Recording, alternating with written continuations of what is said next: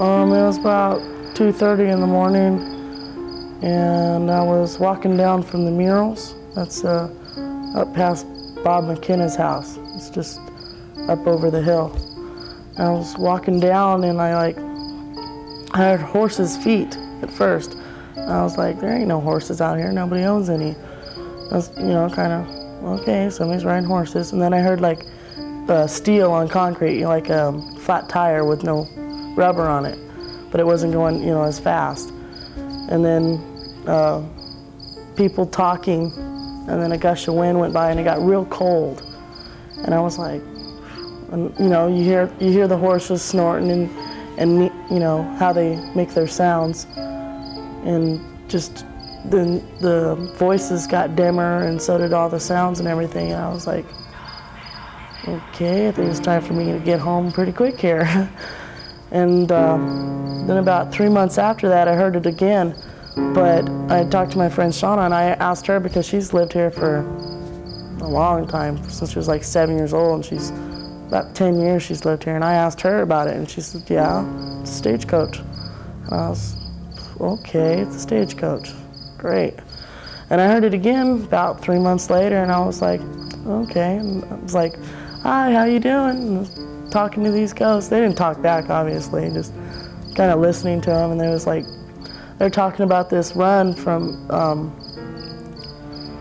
over, they said, yeah, it's a long trip over the hill down to the valley, and I was like, must be talking about Bullhead, but I'm sure they didn't call it Bullhead back then. But that was the only 2 times I'd heard it. I didn't see nothing, but just the horses' hooves and the sounds they make, and then the wheels on the pavement, or rocks and stuff, and crunching and stuff. And I was like, okay, I think I'm going nuts now. But there's just so much other stuff that happens up here. You just expect it now. You walk down the street and you hear little kids playing and laughing and stuff, and it's like, if you guys are having a good time, you're driving me nuts. But there's a schoolhouse up there, and that's not the only place that you hear it, but it's, once in a while you hear it, just like the stagecoach. You hear kids playing. And one time I heard the bell ring. It said, detention time, kids. And I was like, well, better get back to school once I heard the bell ring. So, and then down at the caves, down just by the glory hole, I guess that's one of the older buildings in this town.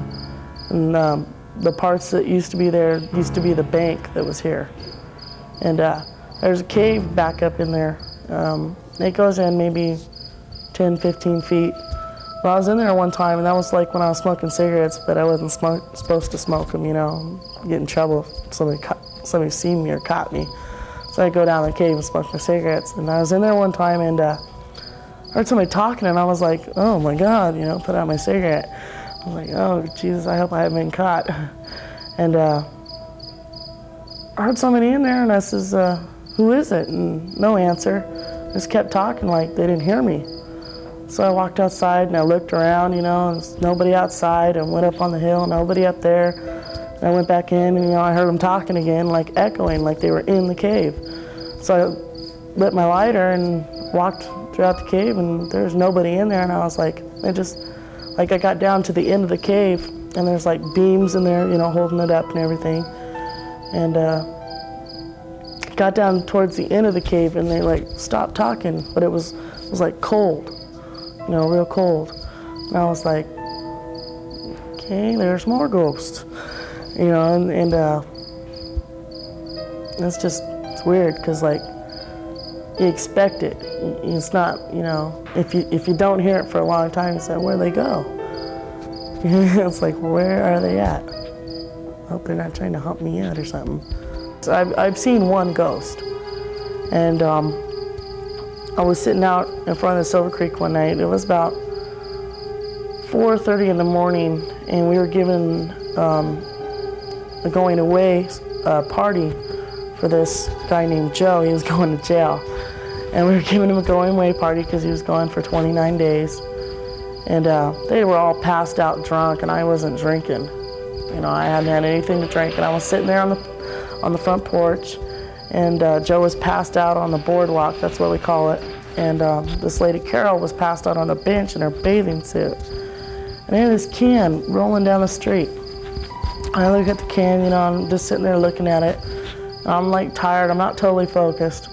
I'm looking at the can and it stops, and then it goes real fast and then it slows down. Well, I got down to the end of the street where somebody had shot the lights out at the end of the street. And I think that's what they did. The bulb burned out or something, the light was not working.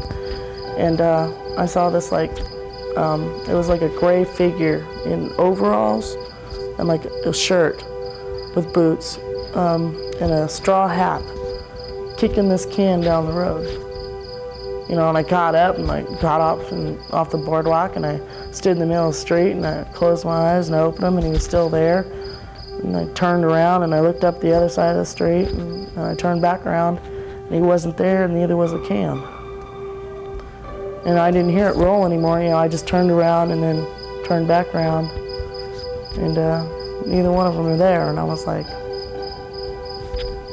okay, I think I'll go home now. So I just left Joe and then passed out on the boardwalk. I kind of mosey on home. But there's some weird things in this town.